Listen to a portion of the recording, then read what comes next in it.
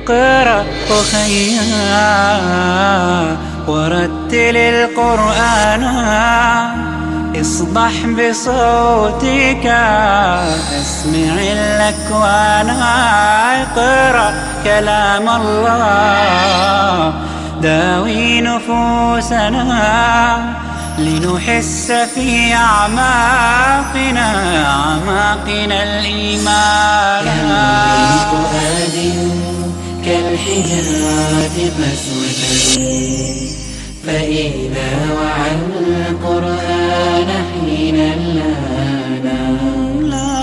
كم من فؤاد كالحجارة قسوة فإذا وعى القرآن حينا لانا.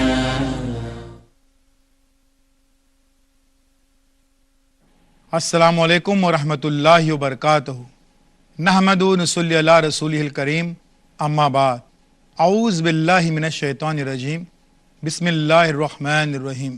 محترم ناظرین، تعلیم و تربیت کے اس پروگرام شمع علم میں آج ہم بات کریں گے کہ ذہنی کمزور بچے کتنے کمزور.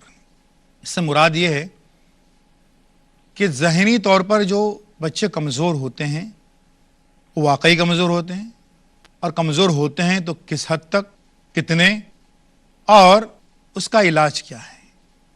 اس کے لیے ہمارا والدین، اساتذہ اور معاشرے کا رول کیا ہے، کردار کیا ہے، اس تعلق سے ہم آج بات کریں گے.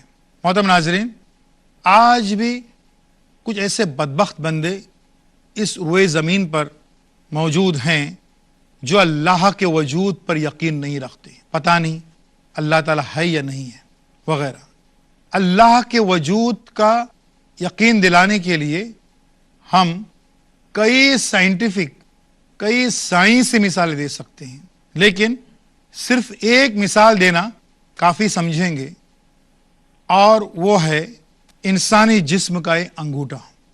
یہ انگوٹھا اتنی جگہ پر اگر انسان چاہے تو 1,500-2,000 قسم کی مختلف لکیریں بنا سکتا ہے، لائنز ڈرا کر سکتا ہے.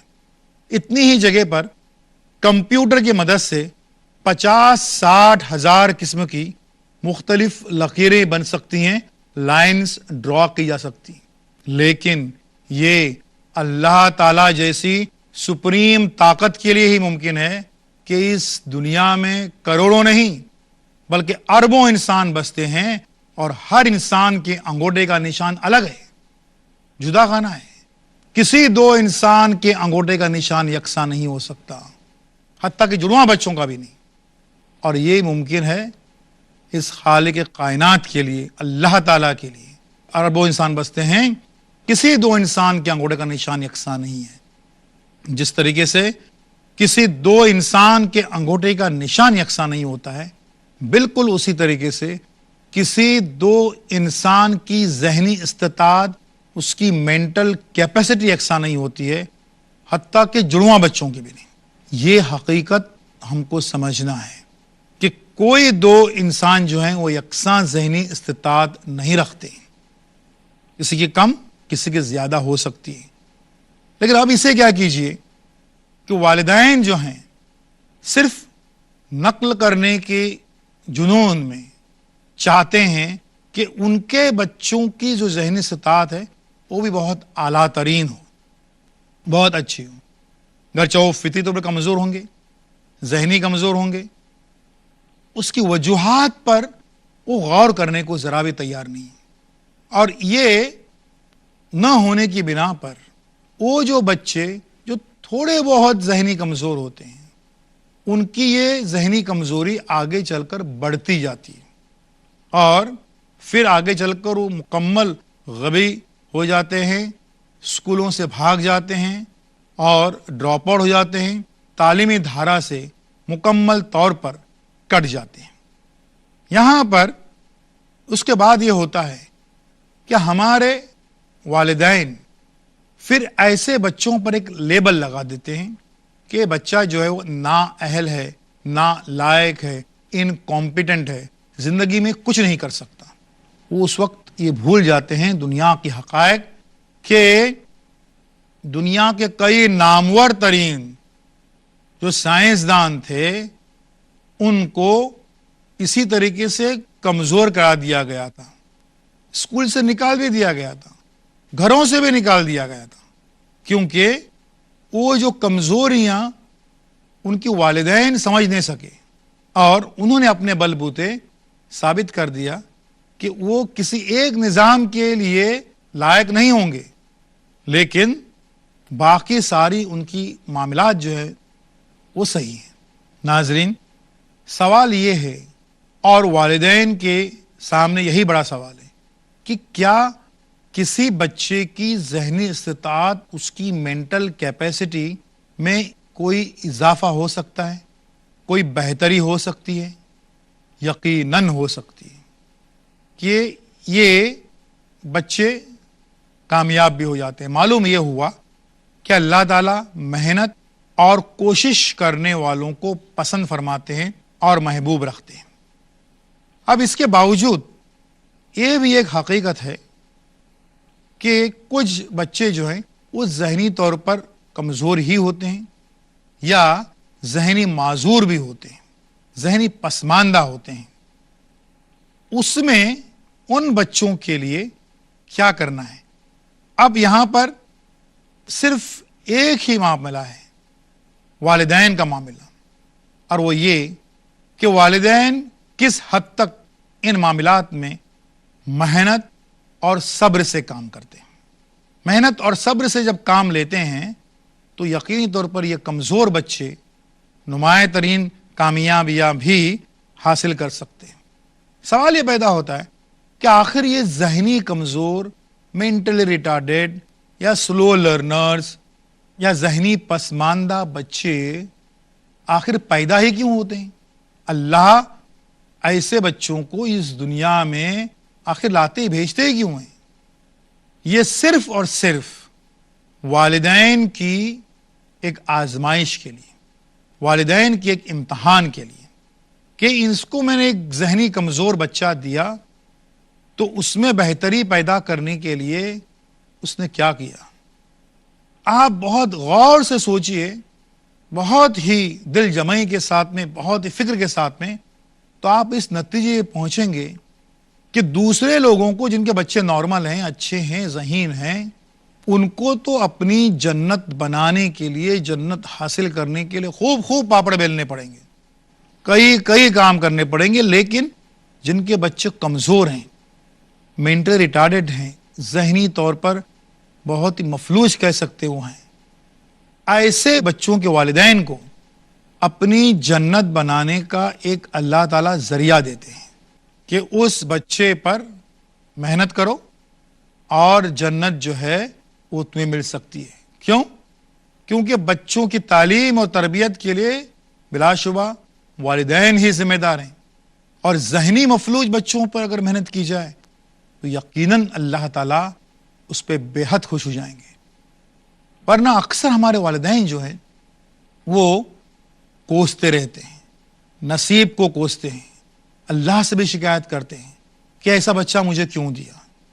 ہونا ہی چاہیے کہ ایسے والدین جو ہیں وہ اللہ سے صرف دعا کریں اور دعا کرتے رہیں کہ اللہ مجھ میں کوئی صلاحیت نہیں ہے، مجھ میں کوئی قابلیت نہیں ہے، لیکن یہ جو بھی کمزور بچہ مجھے دیا ہے، مجھے اس کو بہتر بنانے کی اور اچھا بنانے کی صلاحیت مجھ میں دے، مجھ میں طاقت دے۔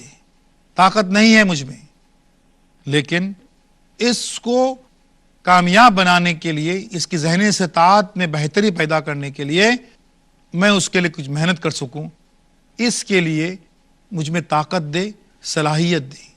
یہ بار دعائیں جو ہیں وہ ان والدین نے کرنا چاہیے کہ اے اللہ میں تیرے امتحان میں کامیاب ہو جاؤں، اس کی مجھے توفیق عطا فرما۔ یہ دعائیں جو ہیں وہ یقینی طور پر ایسے کمزور بچوں کے لیے کام آتی رہتی ہیں، لیکن ہمارے والدین کا رویہ اس کے برعکس کیسے ہوتا ہے، ہم اس کی بات کریں گے۔ عموماً ان بچوں کی طرف ہمارے والدین بہت کم دھیان دیتے ہیں اور اساتذہ بھی. بہت ہی کم ایسی ہماری بستیاں، ہمارے ایسے علاقے ہوں گے جہاں پر ان ذہنی معذور بچوں کے لیے الگ الگ اسکولیں قائم ہیں. لیکن یک جیسے اسکولیں ہونے کی وجہ سے یہ بچے جو ہیں ترقی نہیں کر پاتے ہیں. ان پر والدین کا رویہ جو ہے وہ مختلف وجوہات کی بنا پر بہت ہی ایگریسو، بہت ہی جارحانہ ہوتا ہے. مثال دیں گے ہم اس کی. فرض کیجئے ایک ذہنی معذور بچہ ہے، ذہنی کمزور بچہ ہے، اس کے آئی کیو کم ہے. اب وہ پڑھنے بیٹھا ہے. فرض کیجئے وہ دوسری جنگ عظیم کی وجوہات یاد کر رہا ہے. پڑوس میں ہی ایک بچہ ایسا ہے جو بہت ہی ذہین ہے، وہ بھی وہی چیز پڑھ رہا ہے، آواز آ رہی ہے بازو میں. دوسری جنگ عظیم کے 10 وجوہات. اس بچے کو جو بہت ہی ذہین ہے، اس بچے کو وہ ساری وجوہات جو ہیں 20 منٹ میں یاد ہو گئے، بلکہ وہ اب اپنی امی یا ابا کو وہ سنا بھی رہا ہے، اس کو یاد ہو گئے. اب یہ ایک ذہنی کمزور بچہ ہے، اس کو آدھا گھنٹہ ہوا، پونا گھنٹہ ہوا، 1 گھنٹہ ہوا، 10 میں سے 5 پوائنٹس، 5 نکات اس کو یاد ہو گئے، اور وہ بھی ہڑبڑا رہا ہے، الٹے پلٹے کر رہا ہے. جو نکات ہیں ترتیب سے اس کو یاد نہیں ہو رہے ہیں. اب ماں کیا کرے گی؟ دیکھ رہے کہ اس کو کچھ یاد نہیں ہو رہا ہے، اس کو دے تھوڑا تر کان کے نیچے، ناک کے نیچے، سر پہ تھپڑ مارے گی، اس کو پیٹے گی بڑھ کے. کچھ بھی یاد نہیں ہو رہا ہے، لیکن پڑوس کے بچے کو سب یاد ہو گیا. وہ ماں جو ہے اپنے بچے کو اس لیے نہیں مار رہی ہے کہ اس کو وہ سارے نکات جو ہیں وہ یاد نہیں ہوئے ہیں، بلکہ وہ اس لیے مار رہی ہے کہ پڑوس کے بچے کو 10 کے 10 پوائنٹ جو ہیں وہ 20 منٹ میں یاد کیوں ہو گئے. عجیب معاملہ ہے والدین کا. حسد، جلن، مقابلہ آرائی. ہم کو سمجھنا ہی چاہیے کہ ان میں حد درجے صبر، جیسے میں نے کہا، یہ اگر فارمولہ اپناتے ہیں، حد درجے محنت، حد درجے صبر. ٹھیک ہے، اس بچے کو 20 منٹ میں یاد ہو گئے، اس پر بھی کوئی شکایت نہیں، کوئی حسد جلن نہیں. اے اللہ، تیری جو بھی مرضی ہے، جیسا ہی بچہ تو نے مجھے عطا کیا ہے، میں اسے محنت کروں گی، یہ ماں نے کہنا چاہیے. 20 منٹ کے بجائے 1 گھنٹہ ہوا، اس کو سارے نکات یاد نہیں ہو رہے ہیں، لیکن اس کے باوجود میں محنت کروں گی. اب وہ کیا کریں گے؟ ماں باپ جو ہیں وہ کتابیں پٹک دیتے ہیں، تو ناکارہ ہے، نالائق ہے، نااہل ہے، انکمپیٹنٹ ہے، کچھ نہیں کر سکتا. زندگی تمہارے لیے بوجھ ہے اور تم زندگی کے لیے بوجھ ہیں. فائنل ڈیسیجن دے کر وہاں سے جو ہے وہ اڑ جاتے ہیں. بتائیے کہ اس بچے کی جو ہے ذہنی استطاعت میں اضافہ کیسے ہوگا، بہتری کیسے ہوگی؟ کیونکہ جو بنیاد ہے اس مرحلے میں سخت محنت اور سخت صبر، ان دونوں سے فرار حاصل کیا ہے ماں باپ. اس کے لیے اب سماج نے، معاشرے نے، اسکولی انتظامیہ نے اور نظام تعلیم نے اس معاملے میں کیا کرنا ہے، ہم اس تعلق سے بات کرتے ہیں. یہ جو بچے ہوتے ہیں ذہنی طور پر کمزور، ان کی اپنی آئی کیو بے حد کم ہوتی ہے، اور اس میں اضافہ ہو سکتا ہے اگر ان کو ایک صحیح سمت دی جائے. اس کے لیے کیا کرنا ہے؟ نمبر 1، پہلی بات تو یہ کہ ایسے ذہنی کمزور بچوں کے لیے ایک جداگانہ ماحول ہونا چاہیے. تعلیمی ماحول جو ہے وہ الگ ہونا چاہیے. یہ بچے ذہین ترین بچوں کے کلاسز میں رہتے ہیں، جن کے ہاتھ ہمیشہ اوپر رہتے ہیں، جن کا ہوم ورک پورا رہتا ہے، جو ہر کلاس میں ہر مضمون میں پاس ہو رہے ہیں. اب ایسے بچوں کے ساتھ یہ بچے بیٹھتے ہیں جب، تو ان کے پاس پہلے ہی سے 2-4 بیماریاں ہیں ذہنی مفلوج ہونے کی، ایک اور بیماری کا شکار ہو جاتے ہیں، اور وہ بیماری ہے احساس کمتری، انفیریٹی کمپلیکس. اس کا شکار ہو جاتے ہیں کہ یہ جو ہے دیکھتے ہیں کہ یہ سارا نظام تعلیم ان کے بس کی بات نہیں ہے، یہ سارے بچے ذہین ہیں، سب محنتی ہیں، سب کچھ ہیں، اور میں جو ہوں وہ صحیح نہیں ہوں، میری یہ بس کی بات ہی نہیں ہے. یہ جو ہے خیالات ان کے ذہنوں میں آتے رہتے ہیں. یہ بچے جو ہیں وہ عام جو ان کی تعلیمی سرگرمیاں ہیں وہ بھی उन तमाम सरगर्मियों में भी ये पीछे पड़ जाते हैं। तो इनके लिए अगर अलग से तालीमी माहौल अगर हम पैदा करते हैं तो यकीनन ये मुमकिन है कि बच्चों में बहुत ही सुधार हो सकता है। दूसरी बात, इनका निसाब जुदा गाना होना चाहिए। कहीं कहीं पर अब उनके लिए स्पेशल स्कूल्स खुले हुए हैं जहां पर ये माजूर बच्चे जो हैं, ज़हन से महफूज बच्चे, उनके लिए ऐसे बने हैं कि जहां पर उनके साथ में जो है वो अलग रवैया बढ़ता जाता है। लेकिन 80% से ज़्यादा हमारे माशरे में उनके लिए अलग स्कूल दस्तयाब नहीं है। तो निसाब जो है इनका अगर जुदा गाना होना चाहिए, और निसाब जो है वो इनका दिलचस्प होना चाहिए, इंटरेस्टिंग होना चाहिए। इन निसाब में ज़्यादा से ज़्यादा अशकाल और ज़्यादा से ज़्यादा रंगों का इस्तेमाल होना चाहिए। क्योंकि ऐसे बच्चे जो हैं वो सीखते हैं सिर्फ फोटोज से, अशकाल से और रंगों से, और रंगों से ये बच्चे इतने खुश हो जाते हैं, उनकी तबीयत खिल जाती है। जबकि ऐसे बच्चे भी हमारे नॉर्मल स्कूलों में ब्लैक एंड वाइट सिलेबस ही पढ़ते रहते हैं। तो जाहिर सी बात है कि उनकी तालीमी तरक्की जो है वो ब्लैक एंड वाइट ही रहती है, कभी भी कलरफुल, कभी भी जो है वो बेहतर नहीं होती। तीसरी बात है कि इनके लिए किताबें जो हैं वो आसान और बिल्कुल दिलचस्प बनाई जाएं।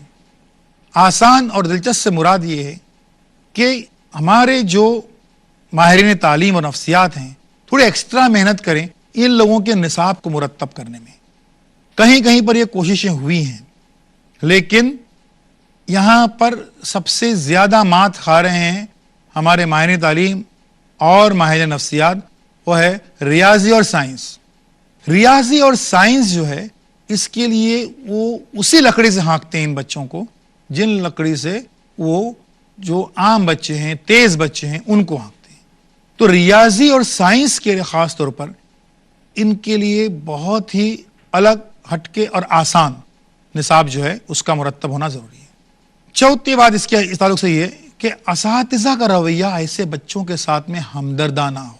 क्योंकि हम हमेशा देखते हैं कि असातिज़ा जो हैं वो फ्रंट बेंचर्स, जो सबसे ज़्यादा तेज़ होते हैं, जल्दी जवाब देते हैं, जल्दी हाथ ऊपर करते हैं, उनसे सवाल पूछते हैं, उनसे जवाब पाते हैं और खुश हो जाते हैं, उनका लेसन कामयाब हो गया, उनका तदरीस कामयाब हो गई। लेकिन ऐसे बच्चे जो कमज़ोर हैं उनकी तरफ वो तवज्जो देते नहीं है, सिर्फ इसलिए कि भाई उनमें दुगनी तिगनी मेहनत जो है वो उनको दरकार होती है। असातिज़ा ही उनके बेहतर गाइड बन सकते हैं ये ज़हनी तौर पर कमज़ोर बच्चों के। इसमें पांचवी बात ये, तरीक़ा तदरीस जो है वो अमली यानी प्रैक्टिकल हो और दिलचस्प यानी इंटरेस्टिंग हो। प्रैक्टिकल से मुराद ये है कि यहाँ पर जैसे एक रियाज़ की बात है, जो प्योर मैथमेटिक्स पढ़ाया जाता है, जिसका अमली ज़िंदगी में कोई अमल दखल नहीं होए, अब वही पढ़ाए जा रहे। बच्चा सोचता है कि ये जो हम मुसल्लस ट्रायंगल के बारे में पढ़ रहे हैं तो आम दिनों में हमको वो ट्रायंगल कहाँ नज़र आ रहा है, कहीं पर भी नहीं है। अब उसको बताएं कि ये ट्रायंगल जो है, ये मुसल्लस जो है आम दिनों में कहाँ पर है, क्योंकि वो चाहता है कि मैं उतना ही पढ़ूं जितना प्रैक्टिकल लाइफ में मुझे उसकी ज़रूरत है, जिससे प्रैक्टिकल लाइफ मेरी जो है वो कामयाब हो सकती, मैं उतना ही जानना चाहता हूँ। वो पढ़ता है कशिश शक्ल के बारे में, भाई ये आम दिनों में क्या ज़रूरत है, कहाँ पे ज़रूरत है उसकी। ठीक है, ये गेंद हम ऊपर फेंकते हैं, फिर वो कशिश शक्ल नीचे आती है, यहाँ तो ठीक है, लेकिन ये पूरा सबक, पूरा चैप्टर उस पर पढ़ूँ, ऐसी कौन सी आफत आई, ऐसी कौन सी बात है। बच्चों को बताना है कि ये कशिश शक्ल का ये जो ये है, उसी की बुनियाद पर ये एरोप्लेन जो उड़ रहा है, उसी की बुनियाद पर कई ईजादात यहाँ पर आज मौजूद हैं। तो ये अगर हम रब्त कायम करते हैं आम जिंदगी से, जो कि प्रैक्टिकल लाइफ और अमली जिंदगी में जो चीज़ें हैं उससे अगर निसाब को हम जोड़ लेते हैं, तो बच्चा समझता है कि नहीं ये मेरे काम की चीज़ें हैं, मुझे इससे जो है वो फ़ायदा होगा। और इसीलिए इन बच्चों के निसाब में उन चीज़ों को शामिल करना चाहिए जो अमली ज़िंदगी में काम आती हैं। जैसे स्कूल लेवल पे एक छोटा सा कोर्स इलेक्ट्रीशियन शामिल करना ज़रूरी है, क्योंकि वो देखता है भाई ये क्या है, فزکس کیمسٹری پڑھ کے مجھے فائدہ کچھ نہیں ہے. الیکٹریشین کا یہ سبجیکٹ جو ہے وہ الیکٹریکل یا الیکٹریسٹی کا ایک سبجیکٹ پڑھ کے جو ہے مجھے فائدہ ہے. کیوں؟ کیونکہ میں گھر میں اگر میرا فین خراب ہوا, میری استری خراب ہو گئی تو اس کو درست کر سکتا ہوں. میں جو ہے خود اپنے گھر کی وائرنگ کر سکتا ہوں, یا فیوز گیا تو فیوز لگا سکتا ہوں. تو یہ جو بچے ہیں یہ فطری طور پر چاہتے ہیں کہ ان کو وہ باتیں یہاں پر سکھائی جائیں جن کا سیدھا اور براہ راست تعلق عملی زندگی سے. ایسے کمزور بچوں کے لیے ایک اور بڑی دوا, بہت بڑا علاج ہے, اور وہ ہے ان بچوں کی آؤٹنگ. ان کو باہر لے جایا جائے سیر و سیاحت کے لیے. باہر کسی تاریخی مقام, سائنسی مقام ہی نہیں, بلکہ باہر گھومنے لے کے جائے تو ان بچوں کی طبیعت کھل اٹھتی ہے. محترم ناظرین, سوچنے کی بات ہے, اس نظام کائنات میں کوئی چیز بیکار نہیں ہے. کسی چیز کو اللہ تعالیٰ نے بلا وجہ نہیں بنوایا ہے. ہم کو نظر آتا ہے کہ اللہ تعالیٰ نے اتنے سارے جنگلات کیوں بنائے ہیں. کاٹ کر دیکھ لیجیے ان جنگلات کو, ہم سبھی تڑپ تڑپ کے مر جائیں گے. صرف یہی بات نہیں ہے, کئی ایسے جنگلات ہیں جن کی جڑی بوٹیوں میں, جن کے پتوں میں اللہ تعالیٰ نے علاج رکھے ہیں. اللہ تعالیٰ نے دوائیاں ان پتوں اور ان کے جڑوں سے بنانے کے لیے انسان کو عقل دی ہے. آج کچھ بیماریاں ایسی ہیں کہ جن کے تعلق سے انسان اس مغالطے میں ہے کہ یہ صرف بیماریاں اللہ تعالیٰ نے پیدا کی, علاج پیدا نہیں کیے. نہیں, کہیں نہ کسی ریگستان, کہیں پر جو ہے وہ افریقہ اور کہیں نہ کہیں پر ایسا کوئی درخت ہوگا جس کے پتوں کو گھس کر اس کا عرق نکال کر ایڈز اور کینسر کی بیماری کا علاج ہو پائے گا. یہ انسان کو تحقیق کرنی ہے. حیوانات کی بات کر لیجئے, اتنے سارے حیوانات یہ ختم ہو جائیں ہمارا جینا دوبر ہو جائے گا. محترم ناظرین, سوچنے کی بات ہے, یہ نباتات, یہ چرند, پرند اور یہ حیوانات, ان کا بھی کچھ نہ کچھ مصرف ہے, ان کا بھی کچھ نہ کچھ جو ہے وہ رول ہے, کچھ نہ کچھ حصہ ہے یہاں پر, ان سب کا بھی, حیوانات کا بھی. تو پھر بتائیے آپ کا جو یہ بچہ ہے یہ اشرف المخلوقات ہے, افضل ہے, اس کا مصرف کیسے نہیں ہو سکتا؟ آپ یہ کیسے سوچ سکتے ہیں کہ اللہ تعالیٰ نے بلا وجہ اس بچے کو اس دنیا میں لایا, پیدا کیا ہے؟ نہیں, صرف ضرورت ہے آپ کی محنت کی اور صبر کی, اور اس کے بعد میں آپ کا بچہ آپ کو پھر سے پیارا لگنے لگے گا. وآخر دعوانا الحمد للہ رب العالمین. اقرأ أخيا